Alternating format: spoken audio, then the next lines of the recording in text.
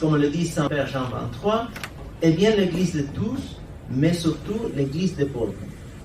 C'est pourquoi, en concluant cette première session de notre concile, il nous faut reconnaître et proclamer solennellement: nous n'accomplirons pas suffisamment notre tâche, nous ne recevrons pas dans un esprit ouvert le plan de Dieu et l'attente des hommes si nous ne plaçons pas comme au centre et âme du travail doctrinal et législatif de ces conciles le mystère du Christ dans les pauvres et l'évangélisation des pauvres. Il y a une autre signification. On se fait des idées quand on entend pacte des catacombes, mais ce n'était pas vraiment cela, c'était un engagement devant Dieu d'être évêque de façon individuelle, mais en même temps, après avoir fait un parcours ensemble, avec le souhait de mettre cela dans la pratique à l'arrivée à leur diocèse. Concrètement, les évêques parlent simplement de cogitatio, de réflexion, d'un engagement solennel qui a été signé pour environ 500 évêques. Qualifier le pacte de schéma 14, comme on a fait aussi, n'est pas neutre. Il manifeste l'intention de combler une lacune du concile et par là même de mettre en évidence une dimension proposée par les groupes tout au long de ces sessions. Nous éviterons dans notre comportement nos relations sociales, ce qui peut sembler donner des privilèges, des priorités ou même une préférence quelconque aux riches et aux puissants. Par exemple, par des banquets offerts ou acceptés ou par des services religieux, etc. Le texte continue, vous voyez déjà la ligne. L'acte des catacombes, il y a un peu cela, attirer l'attention sur les ministres de l'Église. Être ministre de l'Église, c'est quoi finalement? Agir in persona Christi. Et nous changeons cela pour dire il doit agir in persona Jésus. Le Christ, c'est le glorifier, le ressusciter, le pantocrator, si on peut dire. Par contre, s'il doit représenter Jésus de Nazareth, le juif marginal, celui qui s'est approché des pauvres, des souffrants, qui n'avait même pas où reposer sa tête, et que comme ça, il s'est incarné, il s'est fait pauvre pour nous. Les évêques latino-américains l'ont vécu aussi. Quand je dis les évêques latino-américains, ceux qui ont suivi la tradition Medellín Puebla, ils ont joué cet statut social qu'ils avaient précisément pour devenir voix des sans-voix. Ils ont profité de cette situation un peu exceptionnelle d'un homme qui peut parler avec une certaine autorité pour défendre les pauvres et les droits des pauvres. Les évêques du continent dénoncent pour la première fois l'injustice des structures sociopolitiques et une situation de violence institutionnalisée. Quand je fais comme ça, ce sont les mots des évêques. Admettent la légitimité de l'insurrection révolutionnaire dans certaines circonstances et manifestent leur solidarité avec le peuple dans son aspiration à la libération de toute servitude. Rien d'étonnant donc à ce que la réunion du CELA Medellín soit considérée comme un événement marquant de l'histoire récente de l'Église catholique dans cette région du monde. Mais la conférence de Medellín ne tombe pas du ciel. Elle s'inscrit dans un contexte sociopolitique, économique et un contexte entre-ecclésial très précis. La population urbaine, c'était 32%, c'est-à-dire un continent agraire.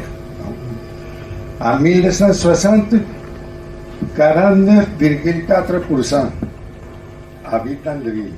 En 1970, on a eu l'influence énorme, Pablo l'a dit, de Pablo Freire, avec sa méthodologie de la conscientisation. La conscientisation, le livre de la pédagogie de l'opprimé, de l'éducation comme praxis de la liberté. Et avec la conscientisation, cette méthodologie, et avec l'aide du marxisme, on a vu que le pauvre, ce n'était pas l'objet de la charité. On a passé de comprendre le pauvre comme un objet de notre charité à voir le pauvre comme le sujet de sa propre libération. Hein? Et tout ça a créé énormément de conflits.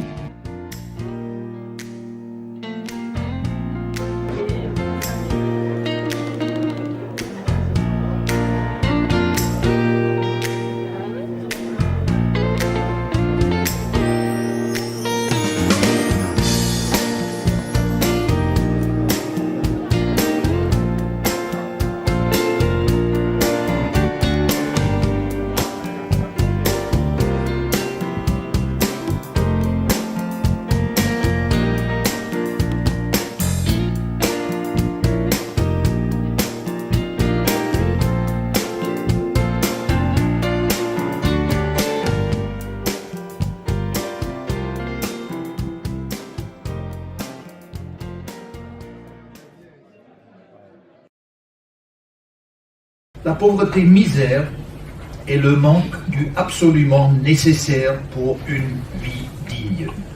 Elle signifie le manque d'accès à l'éducation, à la santé, aux services publics, au salaire minimum, et aussi discrimination pour la culture, la race et le sexe. Cette pauvreté doit être combattue et éradiquée. Pauvreté spirituelle évangélique, qui est différente de la pauvreté matérielle, pauvreté misère, mais pas totalement séparée d'elle. Et cette pauvreté spirituelle, c'est l'ouverture radicale à la volonté de Dieu, la foi profonde dans la providence divine et la confiance inconditionnelle dans l'amour de Dieu. Pauvreté solidaire, la vie de Jésus qui s'est fait solidaire avec la condition humaine, mais la pauvreté n'a pas une valeur intrinsèque. Elle est une critique et une accusation des personnes et des systèmes qui oppriment les pauvres et violent leur dignité. Et il faudrait faire une autre distinction encore dans les signes des temps, qu'il y a des signes des temps positifs, dans le sens de Populorum Progressio, il y a un progrès de moins d'humanité à plus d'humanité, une croissance de la justice, de la fraternité, de la paix. Mais il y a aussi des signes des temps négatifs qui expriment ce que Dieu ne veut pas et à quoi il faut s'opposer. Merci beaucoup pour votre présentation. À propos de la théologie de la libération, je ne suis pas moi-même un expert, mais j'entends dire que le pape a quand même marqué certaines inflexions par rapport à la théologie de la libération, c'est-à-dire il a vraiment voulu garder l'option préférentielle pour les pauvres, mais il est très nuancé par rapport à un aspect de la théologie de la libération qui est plus la façon de voir les choses.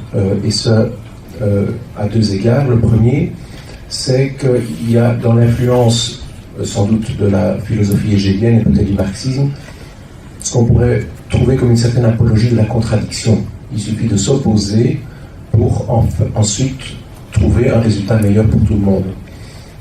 Le pape est plutôt en faveur d'une culture du débat, et je trouve ça merveilleux dans l'Église, parce que ça n'a pas toujours été le cas.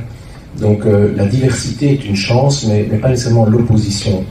Donc certains ont pu dire que le pape avait été en désaccord avec la théologie de la libération sur ce point, et je voudrais savoir ce que vous en pensez.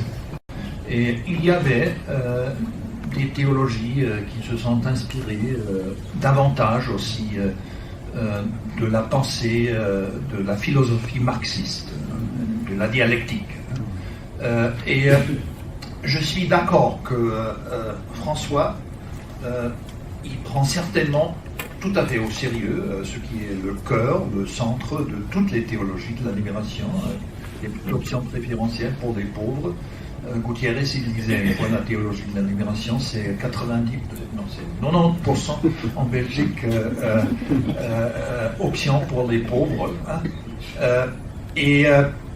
C'est vrai aussi que Jorge Mario Bergoglio, il a eu des réticences par rapport à une théologie de la libération qui s'inspire trop des sciences sociales et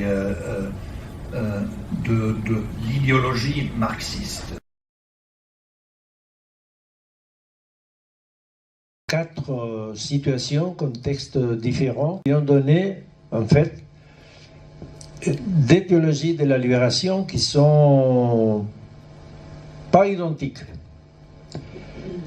Pas contraires, pas opposées, peut-être l'une d'elles, oui, dans les temps, pas maintenant.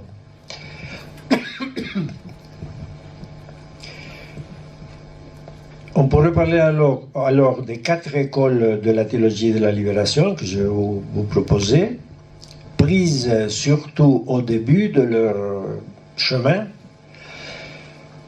et en essayant d'essayer quelle a été la relation de cette réflexion avec le pauvre. C'est-à-dire que je parle de cette hypothèse-là, qui me paraît assez évidente, que la théologie de la libération comme réflexion sur les conditions de peuple où on reconnaît justement la présence du Christ qui appelle son Église et la conscience des chrétiens. Alors, quel type de rapprochement de cette pauvreté réelle ont fait les chrétiens de ce groupe, pour ne pas dire toute l'Église, parce que ça n'a pas été vrai, mais au moins ceux qui sont partis dans cette ligne de pratique avant tout et de pensée. Théologique, on disait, l'option pour les pauvres, c'est une option de classe.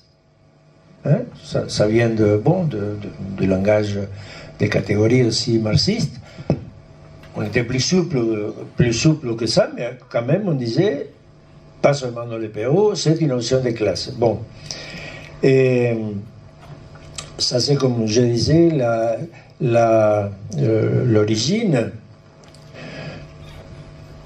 Alors cette analyse de classe sociale était très présente dans cette version qui était l'originaire de la théologie de la libération, pas la seule, mais c'était très présent, c'était présente cette catégorie, et peut-être que ça a donné une image pas complètement exacte d'une théologie de la libération très liée au marxisme, au mouvement marxiste, etc., ce qui n'était pas, sauf des expériences individuelles, etc., ce qui n'était pas le cas, même si, je dois dire que le père Gustavo Gutiérrez, il est un très grand connaisseur du marxisme, et surtout d'un auteur, il l'a connu, il était ami avec lui, d'un auteur péruvien qui était un marxiste latino-américain,